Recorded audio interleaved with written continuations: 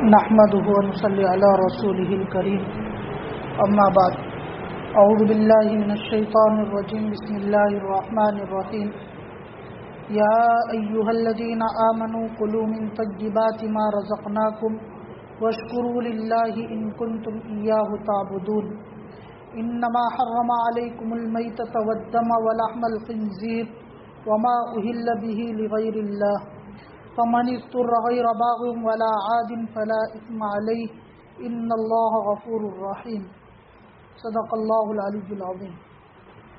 معزز سامعین اکرام، یہ سورہ بقرہ کی 172 اور 73 نمبر کی آیت تلاوت کی گئی ہے۔ اس سے پہلے بتایا گیا تھا کہ اللہ تبارک و تعالی نے ماقبل میں بیان فرمایا تھا کہ جو چیزیں اللہ نے تمہارے لیے حلال کی ہے اس کو تم حرام مت کرو اور شیطان کی پیروی مت کرو۔ عام لوگوں کو یہ مخاطب تھا۔ اب اللہ تبارک و تعالی نے اس آیت کے اندر ایمان والوں کو مخاطب کر کے فرمایا کہ یا ایھا الذین آمنوا، کہ وہ لوگوں جو ایمان لے آئے، جو اللہ پر یقین رکھتے ہیں، کلوا من طیباتی، کہ جو چیزیں حلال ہے، پاکیزہ ہے اور اللہ نے تمہارے لیے جائز قرار دی ہے، تم اس میں سے کھاؤ۔ زمین میں جو بھی ہے، اگر تم ایمان رکھتے ہو، اللہ پر یقین ہے، تو جو چیزیں اللہ نے تمہارے لیے حلال کر دی ہے ان تمام چیزوں کو کھاؤ، کسی اور کی پیروی کر کے، کسی اور کے کہنے پر تم اس کو اپنے لیے حرام مت کرو۔ آگے اللہ نے فرمایا وَاشْكُرُوا لِلَّهِ، کہ کھانے کے ساتھ ساتھ صرف کھا کر آرام مت کرو، اس کھانے پر تم اللہ کا شکر ادا کرو کہ اللہ تیری شکر ہے، تیرا احسان ہے، تیرا کرم ہے کہ تو نے اتنی اچھی اچھی چیزیں ہم کو کھلائی اور ہم نے کھایا ہے۔ آج بندے کے اندر سے شکر نکل گیا، بندہ ناشکری پہ اتر آیا ہے۔ اسی لیے اللہ تبارک و تعالیٰ کا ایک جگہ ارشاد ہے کہ اگر تم شکر کرو گے تو اللہ تمہاری نعمتوں میں اضافہ کریں گے، اور اگر تم ناشکری کرو گے تو اللہ کا عذاب تم پر آئے گا۔ لئن شکرتم لازیدنکم ولئن کفرتم ان عذابی لشدید۔ مفسرین نے لکھا ہے کہ یہاں پر اللہ تبارک و تعالیٰ نے تاکید کے ساتھ کہا ہے کہ لئن شکرتم، کہ اگر تم شکر ادا کرو اللہ کی نعمتوں کا تو لازیدنکم، ضرور بھی ضرور تمہاری نعمتوں میں اللہ اضافہ فرمائیں گے۔ اور بعض مفسرین نے لکھا ہے کہ اللہ نے یہاں پر بندے سے دو وعدے کیے۔ ایک تو وہ ہے کہ جو نعمت اس کو ملی ہوئی ہے وہ اس کے پاس رہے گی، وہ اس سے ختم نہیں ہوگی، اور دوسرا وعدہ یہ ہے کہ اس نعمت کے رہتے ہوئے اللہ اس میں اضافہ فرمائیں گے اگر بندہ شکر گزار بن جائے، اللہ کا شکر ادا کرنے لگے۔ آگے اللہ نے فرمایا وَلَئِن كَفَرْتُمْ إِنَّ عَذَابِي لَشَدِيدٌ، کہ اگر تم ناشکری کرو گے، میرے نعمتوں کا شکر ادا نہیں کرو گے تو میرا عذاب بڑا سخت ہے۔ اس میں یہ بھی ہے کہ وہ نعمت چھین لی جائے، اس کو وہ محسوس نہ ہو، اور اس سے آہستہ آہستہ وہ نعمت ختم کر دی جائے۔ اور جو کھانے اور پینے کی جو نعمت اللہ نے اس انسان کو دی ہے، انسان اگر اس پر غور و فکر کرے کہ 3 وقت کا اللہ، 2 وقت کا اللہ اگر سکون سے عافیت کے ساتھ اگر کسی کو روٹی نصیب ہو جاتی ہے اور کھانا پینا نصیب ہو جاتا ہے تو اللہ کا کتنا بڑا احسان ہے۔ حضرت مولانا عبدالقوی صاحب دامت برکاتہم نے، جو حیدرآباد کے بہت بڑے عالم دین ہیں، انہوں نے فرمایا کہ اس کھانے کی نعمت کا اندازہ مجھے اس وقت ہوا جب میں ایک سفر میں جا رہا تھا اور میں نے ایک انسان کو دیکھا جو یہ گٹر بہ رہا ہے، اس کے پاس کھڑا ہو کر وہاں سے چاول نکال کر چھان کر اس کو کھا رہا، کہ اس کو کھانا نصیب نہیں ہو رہا، تو وہ اس حالت میں اس کھانے کا رزق کی برکت اور رزق کا شکر ادا کر رہا تھا کہ وہ اس نالی کے پاس کھڑے ہو کر اس میں سے چاول نکال کر اس کو کھا رہے۔ ہم اور آپ سوچیں کہ اللہ کا کتنا بڑا احسان ہے، کتنا بڑا کرم ہے کہ اللہ نے 2 ٹائم کی روٹی، 2 ٹائم کا کھانا انسان کو پیٹ بھر کے اللہ نے دے دیا، وہ سکون و عافیت کے ساتھ اس کو کھا لیتا ہے۔ اگر بندہ اس پر بھی ناشکری کرے تو پھر اللہ کا عذاب بڑا سخت ہے۔ اور خود اللہ نے اس آیت میں فرمایا وَاشْكُرُوا لِلَّهِ، کہ تم اللہ کا شکر ادا کرو ان کھانے پر جو اللہ نے تمہارے لیے پاکیزہ بنائے ہیں، حلال بنائے ہیں، ان کنتم ایاہ تعبدون۔ اللہ نے آگے فرما دیا یہ تم شکر کب ادا کرو گے؟ جب تم اسی کی عبادت کرو گے، جب تم اس کو اپنا خالق اور مالک جان لو گے، تب تم کو یہ احساس ہوگا کہ مجھے اس کا شکر ادا کرنا ہے۔ جب تمہارے اندر سے اس کے خالق و مالک کہنے کا احساس ختم ہو جائے گا تو تم اس کا شکر بھی ادا نہیں کرو گے. ان کنتم ایاہ تعبدون کہ اگر تم اس کی عبادت کرتے ہو تو تم اس کا شکر بھی ادا کرو. آگے اللہ نے، یہ تو پاکیزہ چیزوں کی بات ہو گئی، آگے اللہ نے 2-4 چیزیں جو اس مسلمان پر حرام کی گئی اس کو بیان کرنا ہے. انما حرم علیکم المیتۃ والدم ولحم الخنزیر وما اہل بہ غیر اللہ. 4 چیزیں اللہ نے فرمائی: مردار، خون اور خنزیر کا گوشت، اور وہ چیز جس پر اللہ کا نام نہ لیا گیا ہو.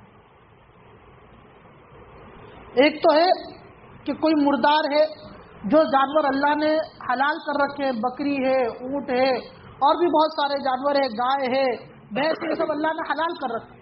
لیکن یہ حلال اس وقت ہے، مرغی ہے، کہ جب ذبح کر دیا جائے. اگر بنا ذبح کیے ہوئے وہ ایسے ہی مر گئے کسی بیماری کی وجہ سے یا کسی اور چیز سے یا کوئی چیز لگنے کی وجہ سے زخم ہو کر وہ مر گئی ہے، تو اب اس کا کھانا اس انسان کے لیے حلال نہیں ہے. یہ مردار ہے. خون میں جو ہے بہت ساری چیزیں آتی ہیں، لیکن اس سے جو نکالا ہے مفسرین نے کہ تلی جو کہا جاتا ہے وہ بھی ایک خون کا لوچڑا ہے، لیکن مفسرین نے اس کو گوشت میں شمار کیا، اور علماء نے کہا کہ وہ گوشت کا بھی ایک ٹکڑا ہو جاتا ہے، اس کا کھانا ہے. اس کے علاوہ جو جمع ہوا خون جانور کے اندر سے نکلتا ہے انسان کا، اس کا کھانا بھی حرام ہے. اور خنزیر کے بارے میں تو علماء کا اتفاق ہے کہ خنزیر کی ایک ایک چیز حرام ہے، چاہے اس کا چمڑا ہو، چاہے اس کا گوشت ہو، چاہے اس کا لعاب ہو، ہر ایک چیز خنزیر کی حرام ہے. آگے اللہ نے فرمایا وما اہل بہ لغیر اللہ، اور وہ چیز جس پر اللہ کا نام نہیں لیا جاتا. ذبح کرنے والے جانور ہے، بنا اللہ کے نام لیے ہوئے انسان اس کو کاٹ دیتا ہے اور کاٹ کر اب ذبح کر لیتا ہے اور کھا لیتا ہے، یہ بھی حرام ہے. بکری ہے، انسان لایا، ذبح کر دیا، نہ اللہ کا نام لیا نہ کچھ لیا، منہ میں تمباکو ہے اور پان کھاتے کھاتے انسان نے بس ذبح کر دیا اور پھر اس کو کھا لیا، تو یہ حرام ہو گئی، اس کو نہیں کھا سکتے. فقہا نے ایک مسئلہ یہاں تک لکھا ہے کہ قربانی کے ایام کے اندر جو قصائی وغیرہ ہوتے ہیں، ذبح تو ہم لوگ کرتے ہیں بھائی، جس کا نام کا بکرا ہوتا ہے وہ قربانی کرتا ہے، لیکن پوری طرح انسان سے قربان نہیں ہوتا ہے. اس قربانی پر اس قصائی کا بھی ہاتھ لگتا ہے.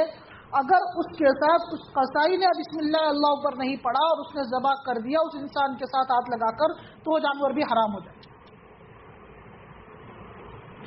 اور آج کل ہمارا ماحول یہ بنا ہوا ہے کہ جو چکن اور مرغیاں ہمارے یہاں ملتی ہے، اللہ معاف کرے کہ ایسے ایسے دیندار لوگ اس کے بیچنے والے ہیں، لیکن وہ اس میں بالکل ملوث. ایک واقعہ خود میرے ساتھ پیش آیا کہ بالکل دیندار لوگ، بڑے بڑے علماء سے ان کا تعلق، وہ چکن کا دھندا کرتے ہیں، اور ان کی دکان پر جب گئے تو بہت ساری مری ہوئی مرغیاں رکھی. ان سے کہا گیا کہ یہ کیا کام آتی ہے؟ بولے ابھی 2-4 ہوٹل والے آئیں گے، ہم ان کو بیچ دیں گے سستے.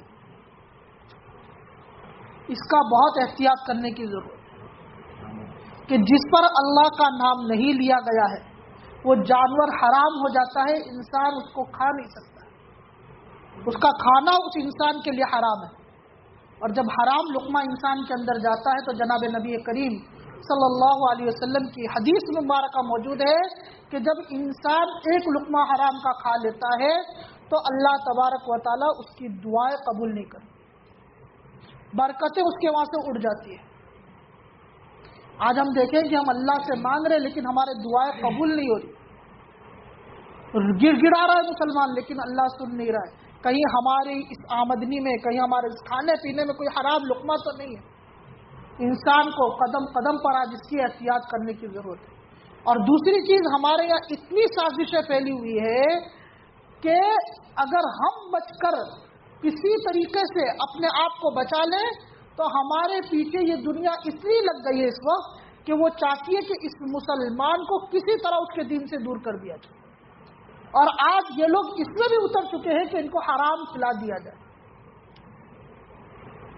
اسی لیے ایک واقعہ یاد آتا ہے کہ دیوبند کے اندر ایک آدمی بزرگوں کی دعوت کیا کرتے تھے، سال میں ایک بار.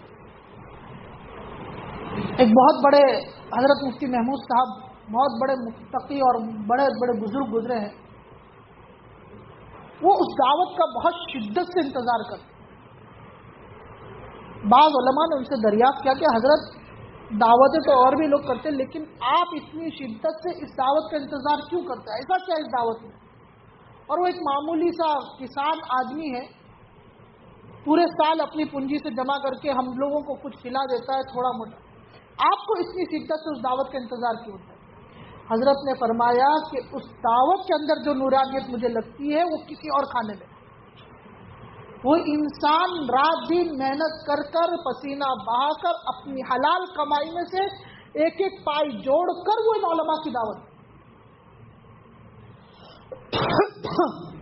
تو جب حلال انسان کھاتا ہے، جب پاکیزہ کھانا اس کے دل میں جاتا ہے، تو جناب نبی کریم صلی اللہ علیہ وسلم کی حدیث ہے کہ اس کی دعائیں قبول ہوتی ہے، نیک اعمال کی طرف اس کی رغبت ہوتی ہے، اور اللہ کی محبت بڑھتی ہے، اور نیکی کی طرف وہ دوڑتا ہے.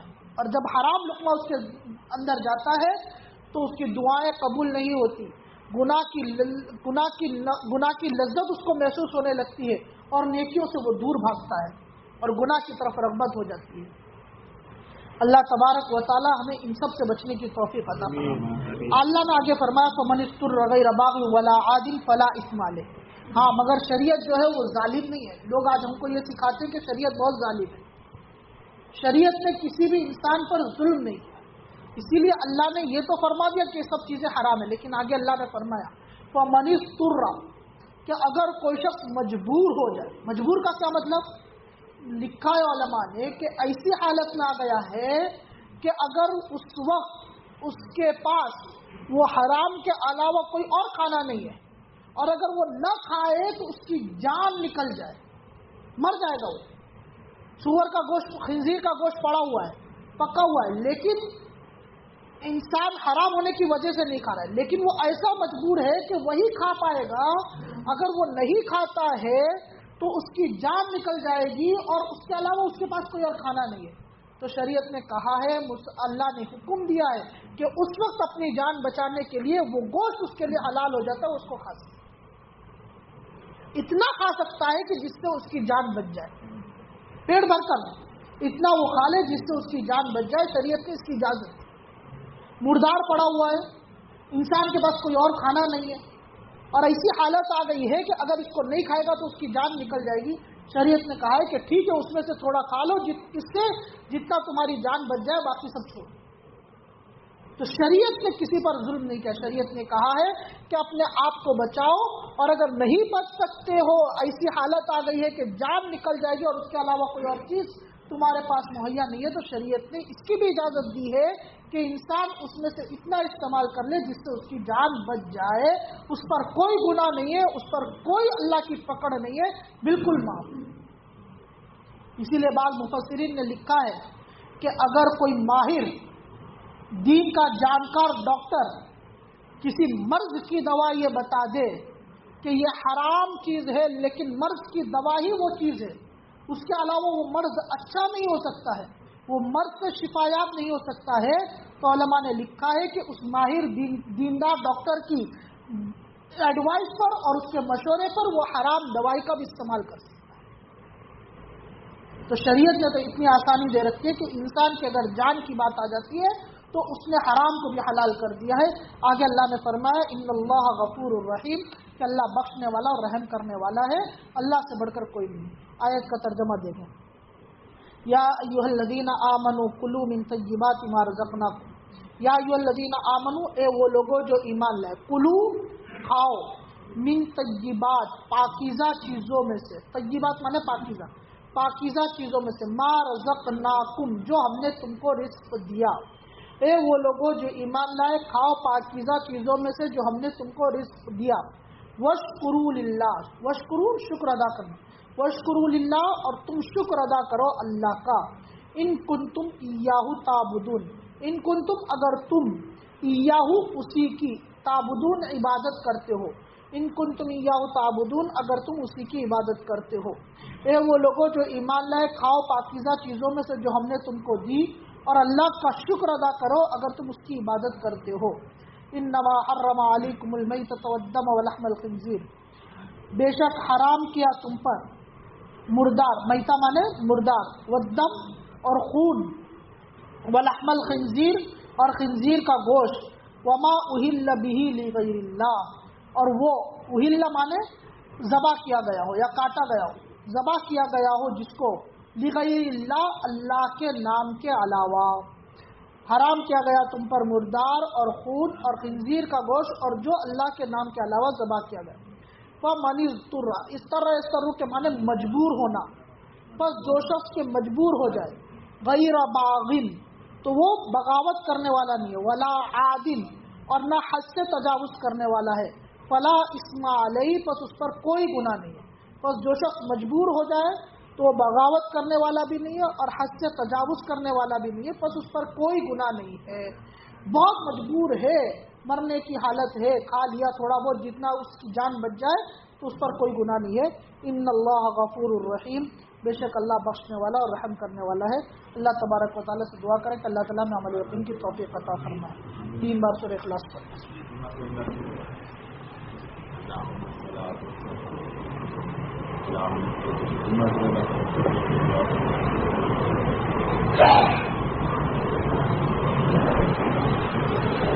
الحمد للہ رب العالمین الرحمن الرحیم والصلاة والسلام علی سید الانبیاء والمرسلین۔ کہ اللہ ہمارے گناہوں کو معاف فرما، اللہ ہماری خطاؤں کو درگزر فرما۔ کہ اللہ ہم بہت گنہگار ہیں، اللہ بہت خطا کار ہے۔ کہ اللہ رات کے اندھیرے میں، دن کے اجالے میں، جان بوجھ کر انجانے میں چھوٹے بڑے جتنے بھی گناہ ہوئے اللہ تمام کو معاف فرما دے۔ کہ اللہ ہر ایک گناہ سے بچنے کی توفیق عطا فرما دے۔ کہ اللہ گناہوں کی نحوست ہمارے دلوں میں پیدا فرما دے۔